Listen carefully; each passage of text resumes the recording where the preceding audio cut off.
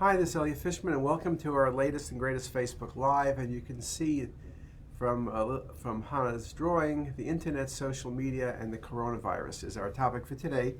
So let me first, I was walking over here and someone said to me that Elizabeth Warren dropped out of the race. You know, Bloomberg dropped out yesterday, and Warren today, and a few other people, I forgot who they even are, dropped out a couple days ago. So really, it's two people left in the Democratic side to oppose Trump. And someone just told me that the two names of the people are Stadler and Waldorf. In case you don't know who those two people are, if you look at if you look at the Muppets, those two old guys who sat in the balcony and would heckle everybody, they look exactly like Biden and Bernie. So it's B and B. We down to B and B. Okay, we'll see what happens. Anyway, whatever. So this is, and then the coronavirus thing is really, I think, front and center everybody's attention. I was just, if you look at your phone and you just swipe up and you look at the news for today, you can see the things, coronavirus updates, New York City, more cases, Southwest Airline, the revenue is hit, on and on, about meetings being canceled, whether it's Facebook or it's NVIDIA or it's Google or it's Amazon, the big companies, and then the ECR, European College of Radiology, which is the main meeting, is in Vienna starting this coming week, which draws 25,000+ people, was put off to July. So you can see it's having a major impact on what we do. All meetings are canceled, not that the numbers of cases are all that high, but it's this uncertainty, and no one wants to do the wrong thing. So I think what you're really seeing are people trying to do the right thing. I think like a Facebook has a meeting with 100,000 people, or an Amazon from all over the world, and getting people in closed spaces, and you don't know where people have traveled, and doing this, that, and the other.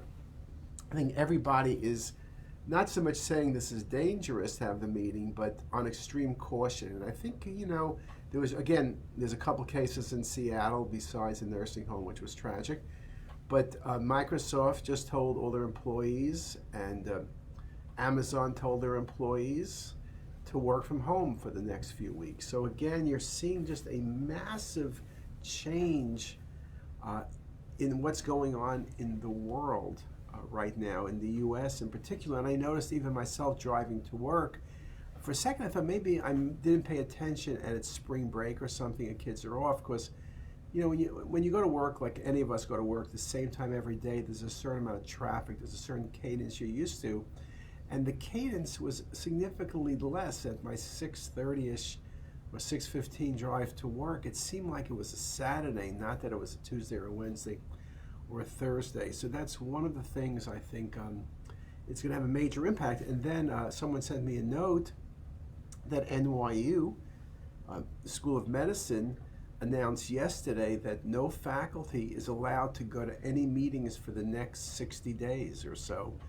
No international, okay, you can understand that perhaps, but no national meetings. No meetings at all. You're not allowed to travel for business, to a meeting, to a society, to present, to do whatever. So you could see that the virus is having a major impact, and how much of an impact, you can just imagine the economy, what's going to be impacted. And I'm not an economist by any means, but if you cancel a meeting, I think the Salesforce meeting or the Oracle meeting was canceled in San Francisco, between hotel rooms and food and beverage and cabs and whatever, that's a $250 million loss of revenue to the city of San Francisco and the people who work there.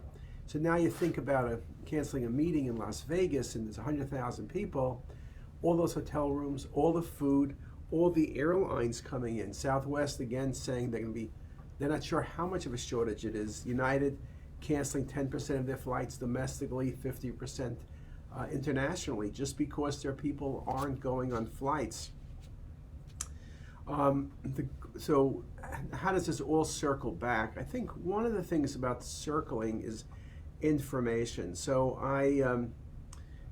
when you think about social media, one of the great things about social media, you could see that, for example, with the coronavirus and the role of CT, there was a lot written. That was great. And journals like Radiology, the European Radiology did a great job of publishing things very quickly, not taking a 6-month or 12-month publication cycle, taking days. And again, the things were peer reviewed by editors and senior people. So you had peer review, but you got the information out very quickly. And you could see whether it was Radiology or it was CTisus or our Facebook page. We posted a lot of the images, we posted the references to the articles. So one of the things that social media and the web provides incredible is the ability to get lots of information out there very quickly. So everybody was able to see the cases, read about things, read about what's being done. Now, of course, the challenge is that anybody can post what they want. So you can see this comment here. We printed it out. Amazon deleted 1 million items for price gouging or false advertising.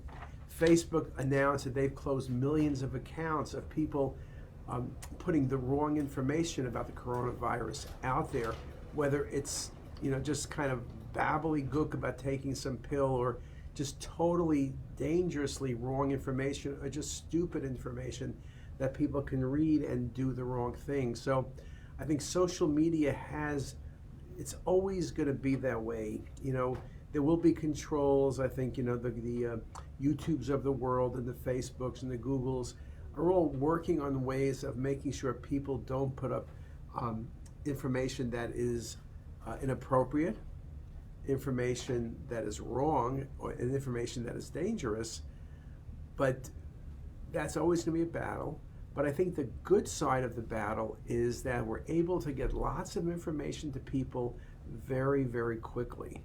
Now, it is a challenge in some sense also because it's almost like too much information. Like you'll see there's a person who maybe has the coronavirus and they're being tested. It creates a lot of angst, and you find out it doesn't have. And again, scaling 90,000 plus people is a lot, but normally the virus this time of year, there's 30 million people, and thousands of people die, not about 3,000 in the entire extent of the illness. Remember, 3,000 is about the number of people who die every day from motor vehicle accidents. And not that every single death matters, do not get me wrong, but I think the scale of things, and I think part of the coronavirus scale is the uncertainty. No one really knows. Is this just another virus, or is this going to be a pandemic? What's the issue with this? And I think what this virus, and hopefully this soon will pass, this virus is making the point that we really need to rethink how we do things in terms of developing vaccines, in terms of monitoring things. I think we know this is not a great surprise, but the world is really a small place. And so what happens in Wuhan, China, who ever heard of Wuhan, China? Who knows where Wuhan, China is? And who cares about their markets? Well, we all care about it now because it's the markets where people were eating crazy stuff that we would never eat, but that created this spread from animal to people and the spread on and on. And then the fact that the world is connected where people fly from here to there, you see the cases, whether it's South Korea or it's Iran or it's Israel or it's Australia or it's Korea or it's the US, and we can go on and on. So this global community is something that at times you want to ignore and at times you don't really appreciate, but you can see that the coronavirus has really made it very clear that it's not just good developing health things in the US, but we need to carry this out elsewhere because we become, in a sense, defenseless if bad things are happening in other places. Bill Gates, through his foundation, has spent a lot of money not on medicine or on disease-solving processes in the US, but has done it in Africa.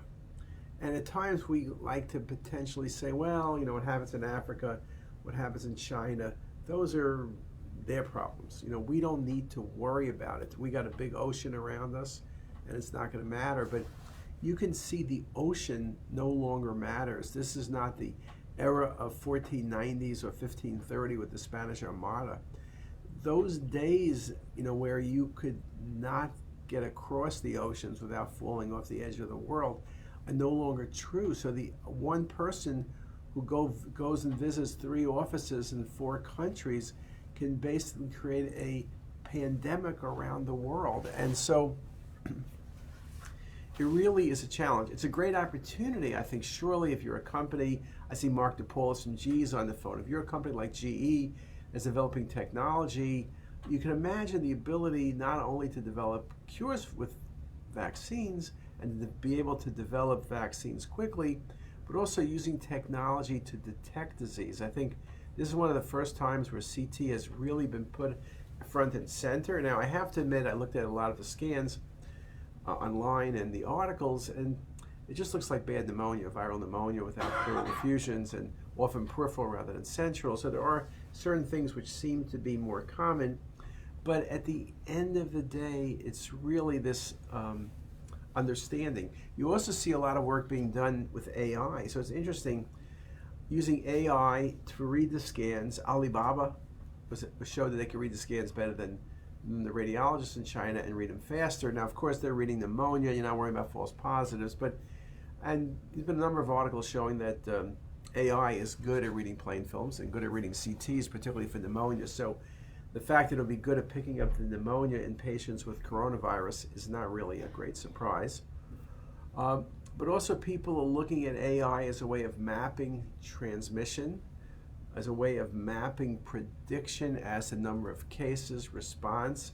The financial people at Goldman Sachs and the like are using AI as a way of predicting the impact on the economy, whether it's on the airlines, the restaurants, the hotels, on and on. You think about the coronavirus and you say, what does the coronavirus have to do with Marriott Corp? Marriott has over 300 hotels in China, and they're basically all closed. So there's no revenue for Marriott. And what about all those employees? And you could just think about the globalness. So Marriott, something in China, is making the difference.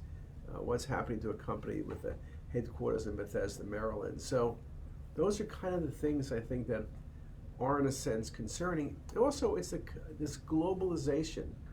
This your neighbors do matter.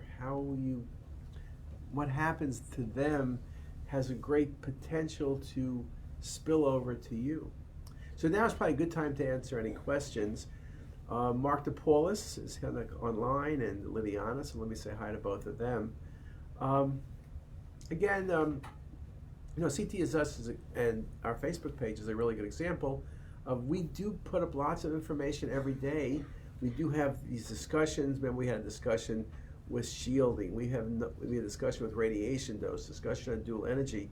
So we're able to create lots of information and provide it in a very timely fashion. And I think one of the things that you need to be when you're doing social media, particularly when you're doing things like Facebook Live, is to be very pertinent. So whether it's looking and saying, and we're not going to do politics, but if you were doing politics, you would be speaking about, how Bloomberg challenged but didn't succeed, and whether you agree with his positions or not, he gave it his best shot, and he spoke about that yesterday. And so you have to say, well, you could say, well, it's some rich guy spent a lot of money trying to buy the vote, or you could say it's some rich guy who could take it really easy and have a good time, who knows how to help society, who's saying, look, I'm not going to play golf, and I'm not going to be goofing around, and I'm not going to be traveling and leading a luxurious life. I want to be president because I think I can help people and I can make a difference. So it's always that balancing act, I think, that becomes very critical. I think when you look at Bloomberg, I know that his performance in the first debate was terrible in Las Vegas, but if you watched him up close and personal, he's a very personable guy, but he's a businessman. He's not a politician. He can't get up there with Elizabeth Warren and start saying all sorts of terrible things about the other person. I think he was never trained that way, and it's very hard to do. I mean, those guys, when I watched the debate, I don't know how many of you watched the debate, it's somewhat amazing. If you debated like that when you were in 7th grade, the teacher would have sent a note home to your parents that you are nasty, rude, and ignoramus. And the fact is, you can't say bad things about people like that, and you can't speak out of turn. And when on a debate, when they ask you a question, you're supposed to answer the question. You can't just be answering whatever you wanted to say. So whatever candidate you want, that's a personal thing. We don't get involved in that, but I think it's this way with social media, information gets out there, and it's kind of the good, the bad, and the ugly. Our goal is to stick only with the good, to create good information, create accurate information, and transmit it in a timely fashion that people can use the information. And I think in the coronavirus, I think, although, as I said, there are some negativity and there are some misinformation, that's always going to be an issue. People are always going to be not perfect. And some people are just looking to make problems, and that's life in the fast lane.